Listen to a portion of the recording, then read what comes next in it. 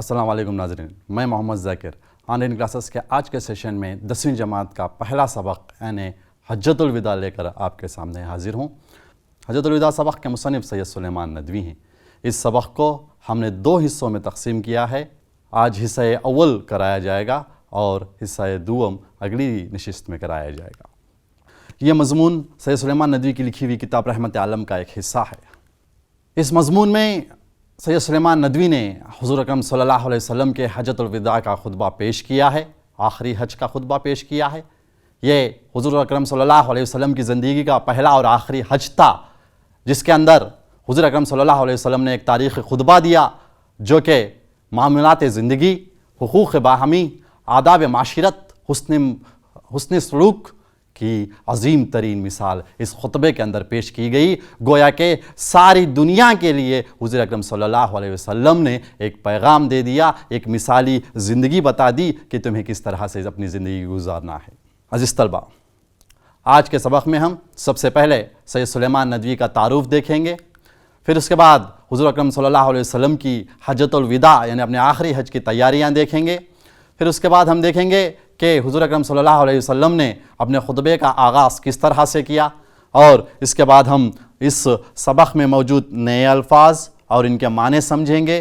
फिर अज़दाद और मुतरादिफ भी हम देखेंगे और दर्स किताब में मौजूद मश्क को हल करेंगे।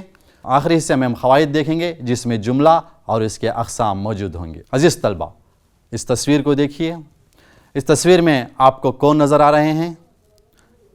आपने अंदाज़ा लगा लिया होगा कि ये सैयद सुलेमान नदवी हैं।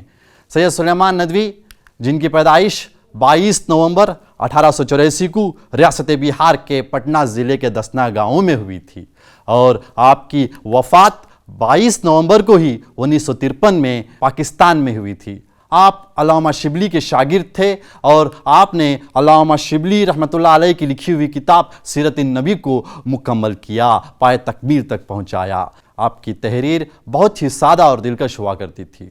अज़ीज़ तलबा, अगर हम सैयद सुलेमान नदवी के तसानीफ़ की तरफ गौर करें तो आपके तसानीफ़ अर्ज़ुल कुरान, रहमत आलम, हयात शिबली और खुतबात मदरास, नुखूश सुलेमानी और सीरत आयशा हैं। ये आपके यादगार तसानीफ़ हैं। इस तारुफ़ के साथ अज़ीज़ तलबा अब हम सबक की तरफ बढ़ते हैं। इस सबक को बुलंद आवाज़ से समात फरमाइए या अपनी दरसी किताब में देखिए।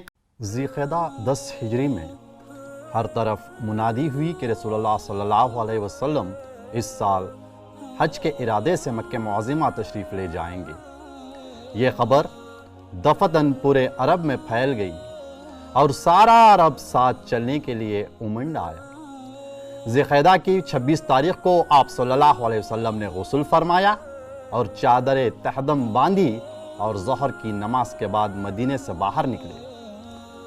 मदीने से 6 मील पर ज़ुल हलीफ़ा के मुकाम पर रात गुजारी और दूसरे दिन दोबारा गुस्ल फरमाकर 2 रकत नमाज अदा की और एहराम बांधकर खस्वा नामी ऊँटनी पर सवार हुए। हज़रत जाबिर रज़ियल्लाहु ताला अन्हु कहते हैं, हमने नज़र उठा के देखा तो आगे पीछे दाएं बाएं जहाँ तक नज़र काम करती आदमियों का जंगल नज़र आता था। जब हज़रत सल्लल्लाहु अलैहि वसल्लम लब्बैक फरमाते तो यही नारा बुलंद होता था और दफ़तन पहाड़ों की चोटियाँ इसके जवाबी आवाज़ से गूंज उठते। इस तरह मंजिल ब मंजिल आप आगे बढ़ते चले, यहाँ तक कि ज़ुल्हिज्जा की 5 तारीख़ को मक्के में दाखिल हुए। काबा नज़र आया तो फरमाया, ऐ खुदा इस घर को इज़्ज़त और शर्फ दे। काबे का तवाफ़ किया और मुक़ाम इब्राहीम अलैहिस्सलाम में खड़े होकर 2 रकात नमाज अदा की और सफ़ा की पहाड़ी पर चढ़कर फरमाया, खुदा के सिवा कोई माबूद नहीं, इसका कोई शरीक नहीं, इसी की बादशाही और इसी की हम्द है। वही मारता है और वही जिलाता है, वो हर चीज़ पर कुदरत रखता है, कोई खुदा नहीं मगर वही अकेला खुदा। इसने अपना वादा पूरा किया, अपने बंदे की मदद की और अकेला सारे जितों को शिकस्त दी। उम्रे से फारिग होकर आप सल्लल्लाहु अलैहि वसल्लम ने दूसरे सहाबियों को एहराम खोल देने की हिदायत फरमाई। اسی وقت حضرت علی مرتضی یمنی رضی اللہ تعالیٰ عنہ حاجیوں کے ساتھ مکہ پہنچے۔ جمعرات کے روز 8ویں ذی الحجہ کو آپ نے سارے مسلمانوں کے ساتھ منا میں قیام فرمایا۔ دوسرے دن 9ویں ذی الحجہ کو صبح کی نماز پڑھ کر منا سے روانہ ہوئے۔ عام مسلمانوں کے ساتھ عرفات آ کر ٹھہرے۔ دوپہر ڈھل گئی تو قصوہ پر سوار ہو کر میدان میں آئے اور اسی اونٹنی پر بیٹھے بیٹھے حج کا خطبہ دیا۔ آج پہلا دن تھا کہ اسلام اپنے جاہ جلال کے ساتھ نمودار ہوا اور جاہلیت کے سارے بے ہدہ مراسم مٹا دیے گئے۔ آپ نے فرمایا، ہاں، جاہلیت کے سارے دستور اور رسم و رواج میرے دونوں پاؤں کے نیچے ہیں۔ جاہلیت کے سارے خون کے بدلے ختم کر دیے گئے اور سب سے پہلے میں اپنے خاندان کا خون ربیعہ بن حارث کے بیٹے کے انتقامی خون کا بدلہ لینے کا حق چھوڑتا ہوں، یعنی دشمن کو معاف کرتا ہوں۔ جاہلیت کے سود مٹاتا ہوں، وہ اپنے خاندان کے یعنی عباس رضی اللہ تعالیٰ بن عبد المطلب کا ہے۔ تمام عرب میں سودی کاروبار کا ایک جال بچھا تھا جس سے عرب کے غریب مزدور اور کاشتکار یہودی مہاجنوں اور عرب سرمایہ داروں کے ہاتھوں میں پھنسے تھے اور ہمیشہ کے لیے وہ ان کے غلام ہو جاتے تھے۔ آج اس جال کا تار تار الگ کیا جاتا ہے اور اس کے لیے بھی سب سے پہلے اپنے خاندان کا نمونہ پیش کیا جا رہا ہے۔ ذی القعدہ 10 ہجری کو ہر طرف منادی ہوئی کہ رسول اللہ صلی اللہ علیہ وسلم اس سال حج کے ارادے سے مکہ معظمہ تشریف لے جائیں گے۔ منادی کے معنی ہیں پکارنا، اعلان ہونا۔ ذی القعدہ 10 ہجری تھی جب حضور اکرم صلی اللہ علیہ وسلم اپنے آخری حج کی طرف روانہ ہوتے ہیں، اپنے آخری حج کے لیے نکلتے ہیں۔ یہ ان کی زندگی کا پہلا اور آخری حج تھا۔ یہ خبر دفتن پورے عرب میں پھیل گئی اور سارا عرب ساتھ میں چلنے کے لیے امنڈ آیا، یعنی سارا عرب کے تمام قبائل، تمام شہر والے، تمام گاؤں والے حضور اکرم صلی اللہ علیہ وسلم کے ساتھ حج کے لیے روانہ ہو گئے۔ امنڈ آنا یعنی ہجوم میں آنا، گھر کے آنا، اس طرح سے لوگ آنے لگے۔ اور پھر ذی القعدہ کی 26 تاریخ کو آپ صلی اللہ علیہ وسلم نے غسل فرمایا، چادر تہمت باندھی اور ظہر کی نماز کے بعد مدینے سے باہر نکلے۔ مدینے سے نکلنے کے بعد 6 میل کی دوری پر ذو الحلیفہ کے مقام پر رات گزاری اور دوسرے دن دوبارہ غسل فرما کر 2 رکعت نماز ادا کی اور احرام باندھا۔ احرام یعنی یہاں پر آپ تصویر میں دیکھ سکتے ہیں، احرام ایک لباس ہے جو عمرہ اور حج کے لیے استعمال کیا جاتا ہے اور یہ بغیر سلا ہوا ایک لباس ہوتا ہے۔ احرام باندھ کر آپ قصوہ نامی اونٹنی پر سوار ہوئے۔ حضرت جابر رضی اللہ تعالیٰ عنہ کہتے ہیں کہ ہم نے نظر اٹھا کے دیکھا تو آگے پیچھے دائیں بائیں جہاں تک نظر کام کرتی آدمیوں کا جنگل نظر آتا تھا۔ حضرت صلی اللہ علیہ وسلم لبیک فرماتے تو یہی نعرہ بلند ہوتا اور دفتن پہاڑوں کی چوٹیاں اس کی جوابی آواز سے گونج اٹھتی۔ حضور اکرم صلی اللہ علیہ وسلم آگے چلتے جاتے تھے اور پکارتے تھے لبیک اللہم لبیک۔ اسی طرح منزل بہ منزل آپ آگے بڑھتے چلے یہاں تک کہ ذی الحجہ کی 5 تاریخ کو آپ مکہ معظمہ میں داخل ہوئے۔ کعبہ نظر آیا تو آپ نے فرمایا، اے خدا اس گھر کو عزت اور شرف دے، اس گھر کو وہ مقام دے جو اس کا یہ باعث ہے۔ کعبے کی تصویر آپ یہاں پر دیکھ سکتے ہیں۔ آپ نے کعبے کا طواف کیا۔ طواف کرنے کے بعد مقام ابراہیمی، اس مقام پر آپ صلی اللہ علیہ وسلم نے 2 رکعت نماز ادا کی۔ نماز ادا کر کے آپ صفا کی پہاڑی پر چڑھے۔ صفا کی پہاڑی پر چڑھ کر آپ نے فرمایا، خدا کے سوا کوئی معبود نہیں، اس کا کوئی شریک نہیں، اسی کی بادشاہی ہے اور اسی کی حمد و ثنا کرنی چاہیے۔ وہی مارتا ہے، وہی جلاتا ہے، وہ ہر چیز پر قدرت رکھتا ہے، کوئی خدا نہیں مگر وہی اکیلا خدا۔ اشہد واللہ الہ الا اللہ کا درس یہاں پر دیا گیا۔ اس نے اپنا وعدہ پورا کیا، اپنے بندے کی مدد کی اور اکیلا سارے جیتوں کو شکست دی۔ عمرے سے فارغ ہو کر آپ صلی اللہ علیہ وسلم نے دوسرے صحابہ کو احرام کھول دینے کی ہدایت فرمائی۔ اسی وقت حضرت علی مرتضیٰ یمنی رضی اللہ تعالیٰ عنہ حاجیوں کے ساتھ مکہ پہنچے۔ جمعرات کے روز 8ویں ذی الحجہ کو آپ نے سارے مسلمانوں کے ساتھ مینا میں قیام فرمایا۔ مینا یہاں پر آپ تصویر میں دیکھ سکتے ہیں، یہ مینا ہے جو کہ مکے سے 6 کلومیٹر کی دوری پر واقع ہے۔ دوسرے دن 9ویں ذی الحجہ کو صبح کی نماز پڑھ کر مینا سے روانہ ہوئے، عام مسلمانوں کے ساتھ عرفات آ کر ٹھہرے۔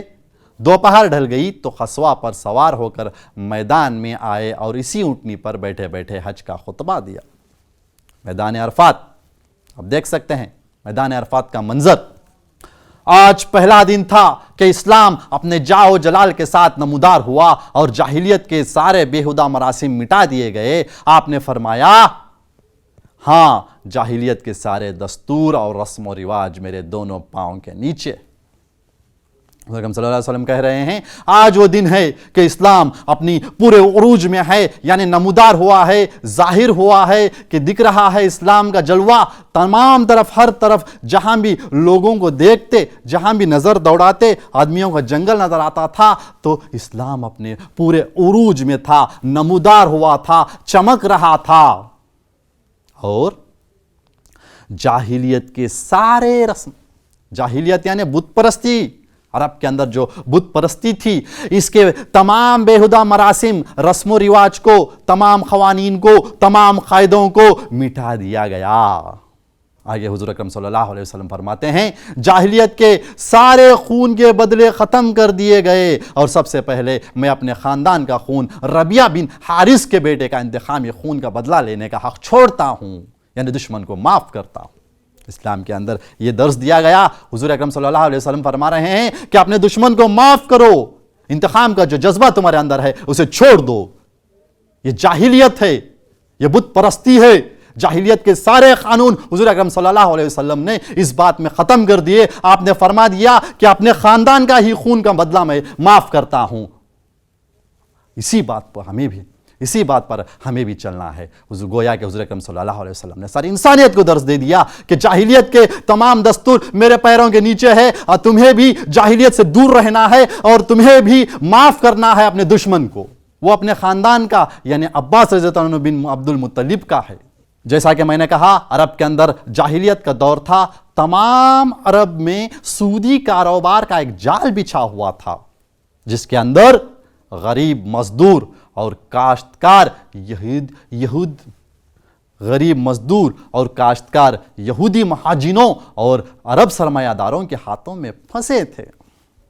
سود کا ایسا جال تھا کہ ایک بار سود لے لیا تو تم ان کی گرفت میں آ گئے، تمہیں غلام بنا دیا جائے گا اور تمہیں ہمیشہ تک ان کی غلامی کرنی ہوگی۔ جب تک کہ سود ختم نہیں ہوتی تب تک تم غلام بنے رہو گے۔ ایسا ایک دستور عرب کے اندر چل رہا تھا، جس کے اندر غریب اور مفلس پھنسے ہوئے تھے۔ حضور اکرم صلی اللہ علیہ وسلم نے کتنی بڑی بات فرمائی۔ آج اس جال کا تار تار الگ کیا جاتا ہے، اور اس کے لیے سب سے پہلے میں اپنے خاندان کا نمونہ پیش کیا جا رہا ہوں کہ حضور اکرم صلی اللہ علیہ وسلم نے فرمایا کہ دین کی شروعات اپنے گھر سے کرو، خود سے کرو۔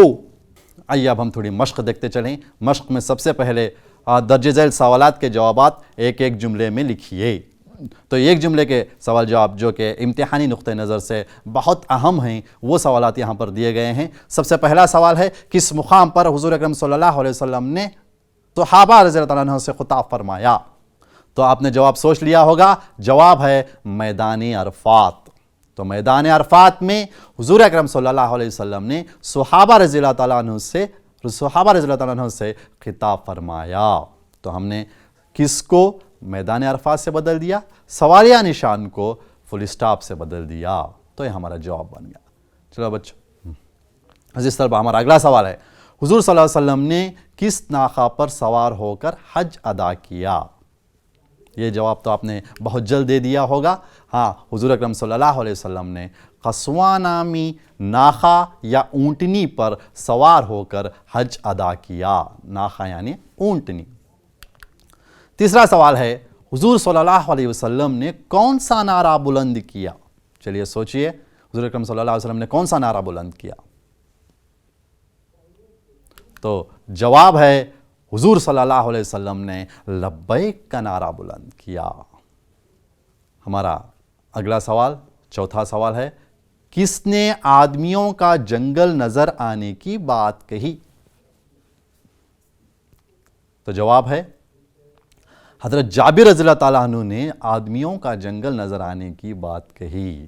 یہ دونوں سوالات آپ کے مشق میں نہیں ہیں، بلکہ اسے آپ کو بتایا جا رہا ہے کہ امتحان میں تھیم بیس سوالات پوچھے جائیں گے. تھیم بیس سوالات یعنی عبارت میں سے کہیں سے بھی کوئی بھی سوال بنا کر آپ کو امتحان میں پوچھا جا سکتا ہے. یہ ضروری نہیں ہے کہ صرف سوال مشق سے ہی ہو، مشق سے بھی ہو سکتے ہیں اور دوسرے عبارتوں سے بھی سوال بنا کر آپ کو پوچھا جا سکتا ہے. آگے بڑھیں گے ہم. اگلی ہماری مشق ہے متضاد الفاظ یعنی ازداد. تو آپ کے پاس نوٹ بک اور پین تیار ہوگا. چلیے ان الفاظ کو لکھ لیجئے. بلند، دائیں، آگے، جنگل، شریک، بادشاہ، عام، عزت. اور کوشش کیجئے کہ ان کی ضد لکھیں.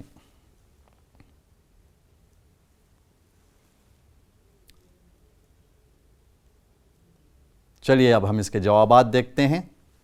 بلند پست، دائیں بائیں، آگے پیچھے، جنگل بیاباں، شریک لا شریک، بادشاہ غلام، عام خاص، عزت ذلت. تو ان کی ضد یہ ہوگی. آگے ہم چند مترادفات دیکھیں گے. مترادفات میں سب سے پہلے انتقام. انتقام یعنی بدلہ. مقام. مقام یعنی جگہ ٹھکانہ. شرف بزرگی یا بلندی کو کہتے ہیں. شکست مات کھانا یا ہار جانا. ارادہ خواہش یا مرضی. یہ ان کے مترادف ہیں. مترادف یعنی ایک لفظ کے کئی معنوں کو ہم مترادف کہتے ہیں. عزیز طلبہ، اس مشق کے بعد ہم قواعد کی طرف بڑھیں گے. آپ کو اس سبق میں جملے کے متعلق قواعد دیا گیا ہے. سب سے پہلے جملہ. جملہ کیا ہے؟ جسے ہم انگلش میں سینٹنس کہتے ہیں. جملہ کیا ہے؟ تو یہاں پر جواب ہے، جملہ الفاظ کا ایسا مجموعہ جس سے پوری طرح بات سمجھ میں آ جائے جملہ کہلاتا ہے. الفاظ کا ایک مجموعہ ہوتا ہے جس سے بات پوری طرح سمجھ میں آ جاتی ہے تو اسے ہم جملہ کہتے ہیں. صورت کے لحاظ سے جملے کی دو قسمیں بتائی گئی ہیں. سب سے پہلی قسم مفرد جملہ ہے اور دوسری قسم مرکب جملہ ہے. مفرد یعنی معنی میں ہم سمجھ سکتے ہیں کہ مفرد ایک کو کہتے ہیں اور مرکب یعنی ایک سے زیادہ. اب ہم اگر ان جملوں کی تعریف دیکھتے چلیں، مفرد جملہ کسے کہتے ہیں، مرکب جملہ کسے کہتے ہیں، تو بتایا گیا ہے مفرد جملہ وہ جملہ ہے جو ایک مسند اور مسند علیہ سے بنا ہو. تو سب سے پہلی چیز، ایسا جملہ جس کے اندر ایک ہی مسند ہو اور ایک ہی مسند علیہ دیا گیا ہو، ایسا جملہ مفرد جملہ کہلاتا ہے. مثال کے طور پر رات گزاری، منادی ہوئی. رات گزاری، منادی ہوئی، یہ مفرد جملے کی مثالیں ہیں. مرکب جملہ. مرکب کے معنی میں نے بتا دیا، ایک سے زائد. تو مرکب جملہ وہ جملہ ہے جو دو مفرد جملوں سے بنا ہو. تو یہاں پر مرکب جملہ بننے کے لیے دو جملے ہونا ضروری ہے. مثال کے طور پر نماز ادا کی اور قصواء اونٹنی پر سوار ہوئے. نماز ادا کی ایک جملہ ہے، قصواء اونٹنی پر سوار ہوئے ایک جملہ ہے. ان دونوں جملوں کو اور کے ساتھ جوڑا گیا ہے تو یہ مرکب جملہ بن رہا ہے. دوسری مثال، خدا کا پیغام پہنچا دیا اور اپنا فرض ادا کر دیا. خدا کا پیغام پہنچا دیا اور اپنا فرض ادا کر دیا. یہ دونوں مثالیں ہم مرکب جملے کی مثالیں ہیں. اب ہم مسند اور مسند علیہ کے متعلق چند معلومات حاصل کریں گے. مسند یا خبر کسے کہتے ہیں؟ جملے کا وہ حصہ جس میں کسی شخص یا چیز کے بارے میں یا کسی شخص یا کسی چیز کے متعلق کہا گیا ہو وہ مسند کہلاتا ہے، خبر کہلاتا ہے. مسند خبر یعنی کسی شخص یا کسی چیز کے بارے میں یا متعلق کہا گیا ہو تو وہ مسند کہلاتا ہے. مسند علیہ یا مبتدا کسے کہتے ہیں؟ مسند علیہ جملے کا وہ حصہ، اگر ہم جملے کو دو حصوں میں بانٹ دیں، جملے کا وہ حصہ جس میں کسی شخص یا چیز کا ذکر ہو یا نام ہو وہ مسند علیہ یا مبتدا کہلاتا ہے.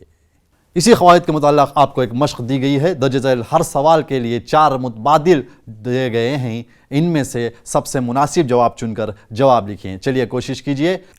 پہلا سوال ہے، الفاظ کا مجموعہ جس سے پوری بات سمجھ میں آ جائے کہلاتا ہے. آپشنز ہیں الف جملہ، ب مجموعی کلام، جیم مجموعی الفاظ، دال محاورہ. تو جواب آپ نے سوچ لیا ہوگا. تو صحیح جواب ہے الف جملہ. اور خیال رکھیں جب بھی ہم جواب لکھتے ہیں، جب بھی ہم کسی ملٹیپل چوائس یعنی MCQ کا جواب لکھتے ہیں تو جواب کو نیچے لکھنا ہوگا جس طرح سے یہاں پر بتایا گیا ہے. جواب ڈال کر آپشن ڈال کر جواب کو لکھنا ہوگا. دوسرا سوال ہے، رات گزاری یہ جملہ مفرد جملہ کہلاتا ہے کیونکہ آپ کے آپشنز ہیں الف اس میں صرف 2 الفاظ ہیں، ب رات واحد ہے، جیم اس میں صرف ایک مسند اور ایک مسند علیہ ہے، دال مختصر بات کہی گئی ہے. تو صحیح جواب کوشش کیجئے.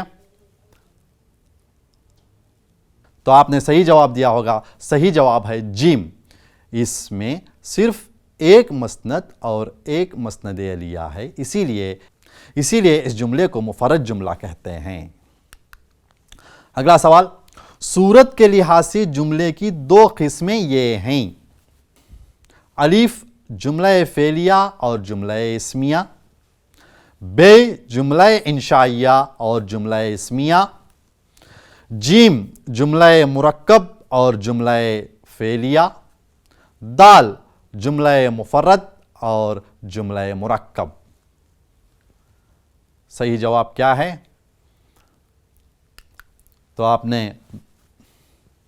تو صحیح جواب ہے دال جملہ مفرد اور جملہ مرکب.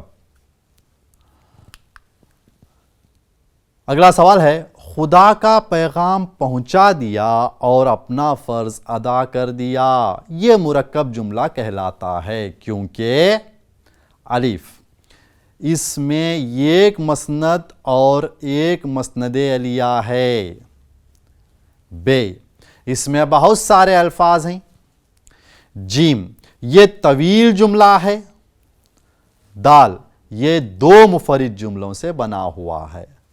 تو صحیح جواب کیا ہوگا؟ تو صحیح جواب ہے دال یہ 2 مفرد جملوں سے بنا ہے. تو ہمارا اگلا سوال ہے، ان میں مرکب جملہ ہے، ان میں سے ایک مرکب جملہ ہے، وہ کون سا ہے؟ الف عورتوں کے معاملے میں خدا سے ڈرو، ب تمہارا حق عورتوں پر ہے اور عورتوں کا تم پر ہے، جیم اپنے غلاموں کے حق میں انصاف کرو، دال جو خود کھاؤ وہ ان کو کھلاؤ. جواب کیا ہوگا؟ تو اس کا جواب ہے ب تمہارا حق عورتوں پر ہے اور عورتوں کا تم پر ہے. عزیز طلبہ، آج ہم نے سید سلیمان ندوی کا تعارف سب سے پہلے دیکھا، جس میں سید سلیمان ندوی کی پیدائش، ان کی وفات اور ان کے تصانیف کا ذکر تھا۔ اس کے بعد حضور اکرم صلی اللہ علیہ وسلم کے حجۃ الوداع کی تیاریاں، جس طرح سے حضور اکرم صلی اللہ علیہ وسلم مدینے سے نکلے اور مکے کی طرف روانہ ہوئے، ساتھ میں کون کون چلے اور کس کس مقام پر حضور اکرم صلی اللہ علیہ وسلم نے قیام کیا، اس کے متعلق ہم نے جانا۔ پھر حضور اکرم صلی اللہ علیہ وسلم کا خطبے کا آغاز جس طرح سے انہوں نے کیا، جو خصوہ اونٹنی پر ہو کر حضور اکرم صلی اللہ علیہ وسلم نے خطبہ دیا، اس خطبے کی کلمات ہم نے سنے۔ اس کے ساتھ ساتھ تشریح کے اندر ہم نے نئے الفاظ اور ان کے معنی سمجھنے کی کوشش کی۔ پھر ہم نے ازداد کی ایک مشق کی، اس کے ساتھ ساتھ ہم نے مترادف کی بھی ایک مشق کی، اور درس کتاب کی مشق جو کہ قواعد میں بھی تھی اور ایک جملے کے سوال جواب تھے، اس کو حل کرنے کی کوشش ہم نے کی۔ اور اس کے ساتھ ساتھ ہم نے قواعد کے متعلق بھی معلومات حاصل کی، جو کہ جملہ ہے، جملہ کسے کہتے ہیں، جملے کے اقسام کون کون سے ہیں، صورت کے لحاظ سے جملے کے اقسام کون کون سے ہیں، مفرد جملہ کسے کہتے ہیں، مرکب جملہ کسے کہتے ہیں، ان کے متعلق آج ہم نے معلومات حاصل کی۔ عزیز طلبہ، باری ہے آپ کے گھریلو مشق کی، اپنی نوٹ بک میں لکھ لیں۔ پہلا سوال آپ کے لیے دیا گیا ہے، حضور اکرم صلی اللہ علیہ وسلم نے اپنی آخری حج کی تیاریاں کس طرح کیں؟ حضور اکرم صلی اللہ علیہ وسلم نے اپنے آخری حج کی تیاریاں کس طرح کیں؟ تفصیلاً لکھیے۔ آپ کو اس سوال کا جواب تفصیلاً لکھنا ہوگا، جو کہ آپ کے امتحان میں 4 مارکس کا سوال ہو سکتا ہے۔ اس کے اندر حضور اکرم صلی اللہ علیہ وسلم کے تمام تر تیاریوں کو آپ کو درج کرنا ہوگا۔